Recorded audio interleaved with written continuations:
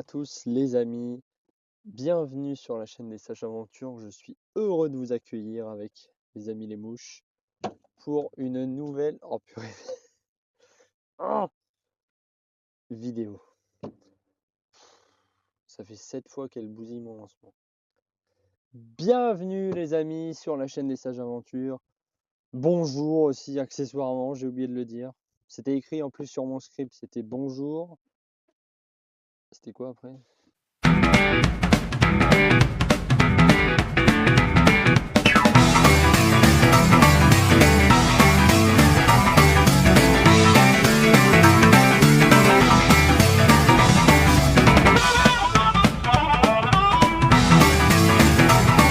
Last Sack Adventures.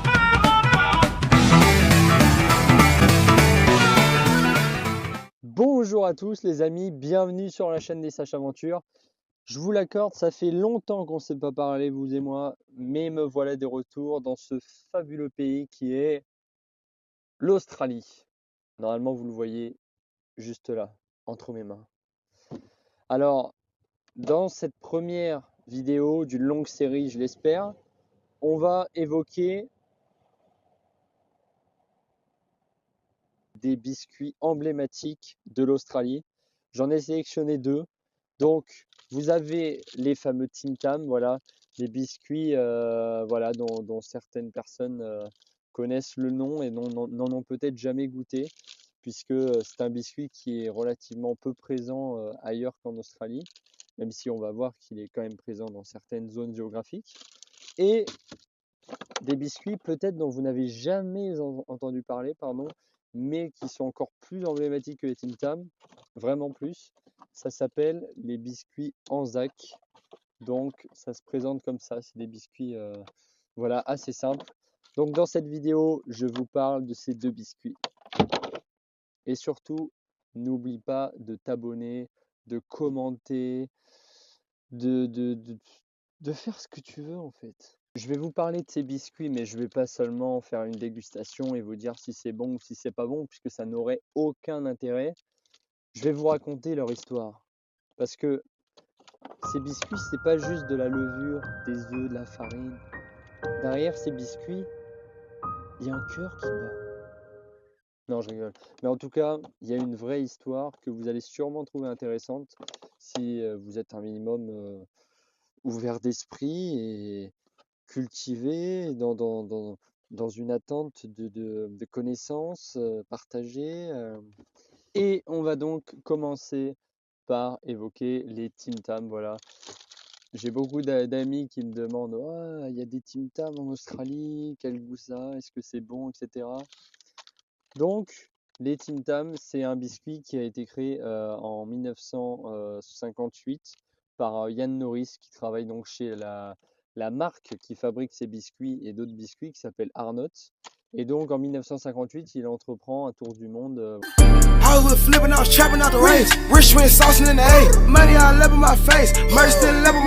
Voilà, pour découvrir un petit peu des saveurs, des nouvelles choses. Et en fait, il crée ce biscuit qui est une version remixée d'un biscuit anglais qui s'appelle le Penguin Biscuit. En 1965, les premiers Tim Tam sont commercialisés. Alors, pour vous montrer un petit peu à quoi ça ressemble, nous allons ouvrir le paquet. Oh purée, ils sont très fondus.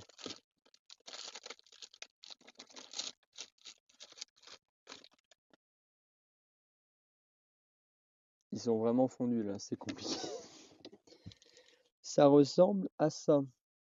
Enfin, ça ressemble à ça quand ça a merdé. Sinon, ça ressemble à ça. Donc, vous avez un enrobage de chocolat tout autour. Vous avez 2 couches de biscuits au chocolat.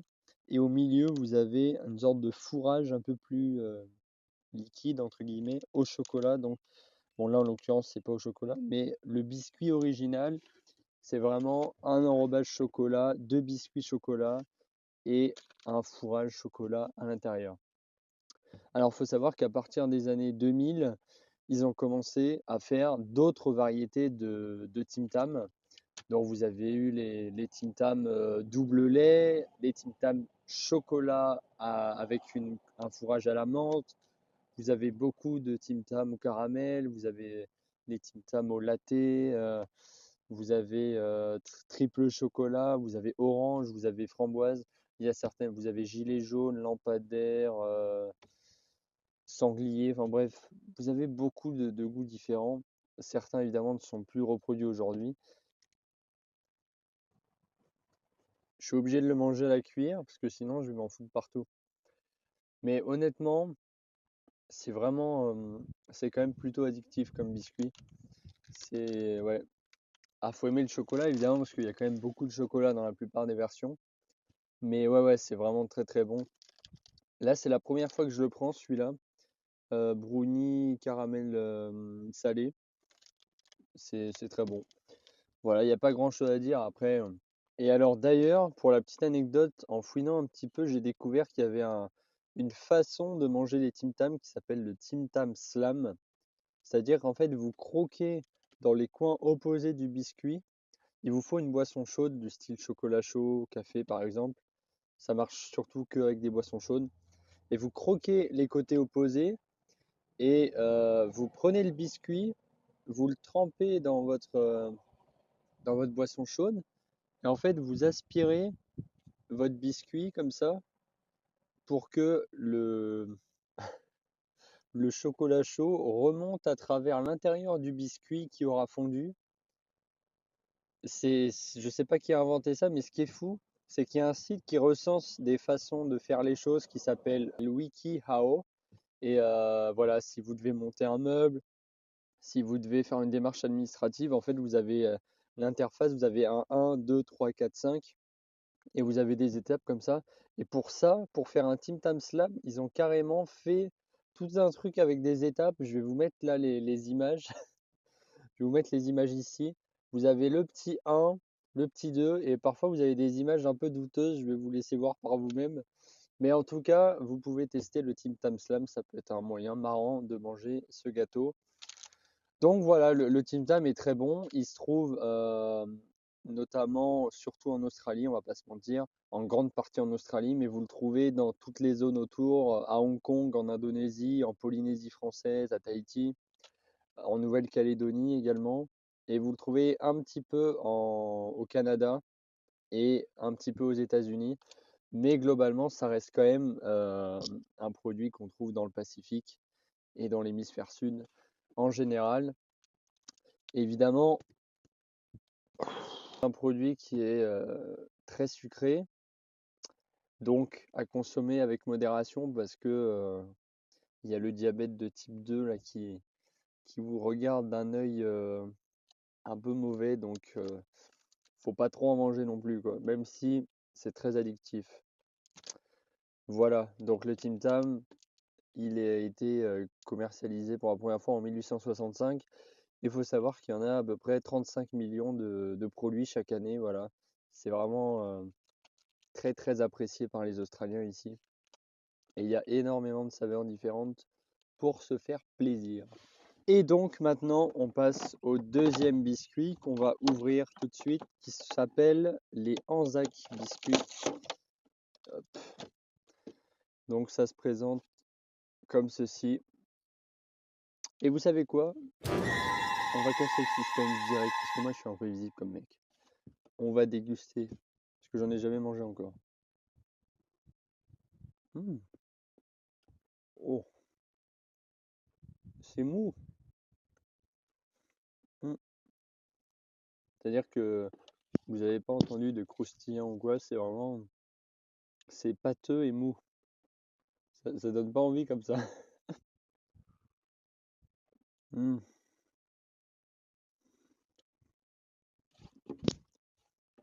Cassez-vous, c'est mes biscuits.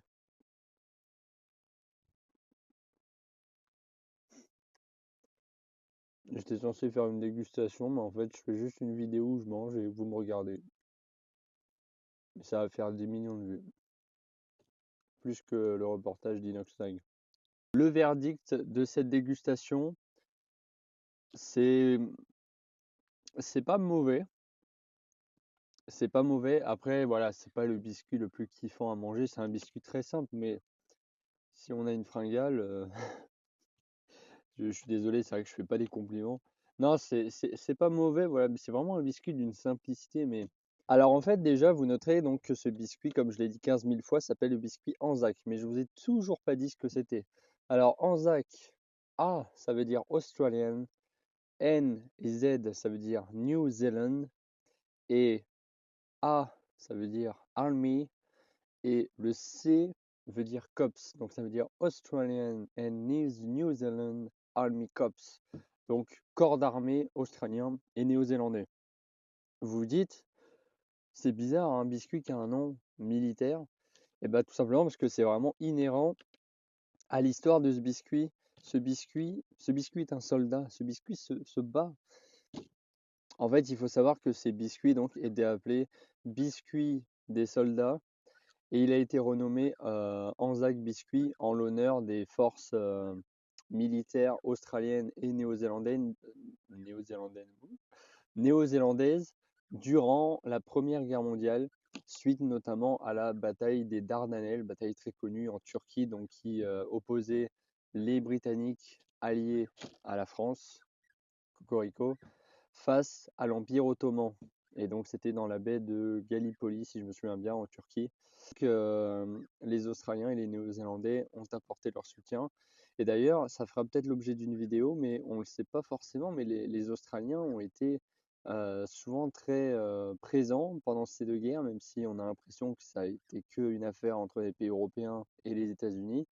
En réalité, les Australiens, que ce soit pendant la Première ou la Seconde Guerre mondiale, ont souvent apporté leur aide, évidemment, à leur mère patrie qui est la Grande-Bretagne. Et comme la Grande-Bretagne était alliée à la France pendant les deux grandes guerres, voilà, cause à effet. Donc il y aura peut-être une vidéo là-dessus, mais les Australiens ont vraiment apporté leur soutien pendant les grandes guerres, il faut le souligner, et avec un très grand courage. C'est une armée qui est réputée pour sa très grande bravoure, notamment remporter des victoires importantes, notamment pendant la Seconde Guerre mondiale, et a remporté au Moyen-Orient des victoires très importantes contre l'Allemagne. Donc, ces biscuits ont été renommés, voilà, Anzac biscuits. Alors, la composition, en fait, elle est assez basique, c'est-à-dire vous avez de la farine, vous avez du sucre, de la mélasse, vous avez du golden syrup, alors sirop d'or, mais je ne sais pas trop ce que c'est. Vous avez des flocons d'avoine. D'ailleurs, souvent, peut-être ils utilisent de la farine de flocons d'avoine et de la noix de coco. J'ai senti un petit peu le goût de la noix de coco d'ailleurs, que ces biscuits sont encore utilisés aujourd'hui dans les rations de l'armée australienne. C'est des biscuits qui sont quand même costauds, hein, qui sont pâteux, qui tiennent au corps. Donc des biscuits qui tiennent facilement, comme vous pouvez vous en douter, la route, et notamment la route d'Australie en Europe pendant le trajet, pendant les trajets en bateau. C'est des biscuits qui tiennent longtemps, qui sont solides. C'est des biscuits où il n'y a pas forcément d'œufs à la base dans la recette principale, puisque pendant la Première Guerre mondiale, dans un but de mobiliser évidemment pour l'effort de guerre, tous les éleveurs, beaucoup d'éleveurs sont partis à la guerre. Et donc il y a eu une pénurie d'œufs, puisqu'il n'y avait personne pour s'occuper des poules. Donc une pénurie d'œufs, et donc ces biscuits n'ont pas été faits originellement avec des œufs. Il y a ce qu'on appelle une Anzac Day chaque année. Ces biscuits sont très importants et ils sont vraiment très imprégnés dans la culture australienne. D'ailleurs, aujourd'hui, ces biscuits sont utilisés à des buts de versement de fonds pour des pensions de vétérans, notamment les vétérans australiens et néo-zélandais. Donc, quand vous achetez ces biscuits, vous alimentez un petit peu les pensions des anciens combattants. Donc, c'est plutôt une bonne chose, je pense. Bon, alors, si on veut remonter un petit peu plus loin, c'est vrai que les biscuits à base d'avoine ont été pas mal importés par les Anglais et les Irlandais aux alentours de la toute fin du XVIIe siècle. Donc, on a commencé à avoir ce genre de biscuits déjà bien avant, mais cette version vraiment du biscuit Anzac, elle est apparue un peu plus tard et elle a été vraiment officialisée voilà, autour de la Première Guerre mondiale. En fait, chaque année, vous avez dans les villages voilà, des femmes, des enfants, des personnes, des individus, des transgenres, des non-binaires, des lampadaires, des Mireille Mathieu, bref, tout ce que vous voulez, des gens qui vont vendre à but caritatif ce biscuit. Ah, putain.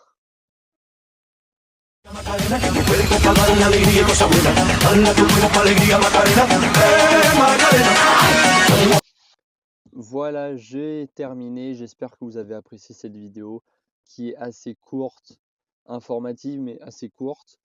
Mais voilà, peut-être que vous ne connaissiez pas les biscuits Anzac. Et je trouvais ça intéressant d'en parler étant donné que tous les aliments qu'on trouve dans les supermarchés n'ont pas une histoire. Et pourtant, voilà, ceux-là, en plus, sont directement liés à l'histoire de l'Australie.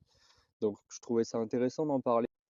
Voilà, c'est terminé pour cette vidéo qui était assez courte, mais un petit peu informative, voilà, sur des biscuits qui sont très appréciés ici, et sur l'Anzac Biscuit, évidemment, qui est en lien très direct avec l'histoire de ce pays, de l'Australie.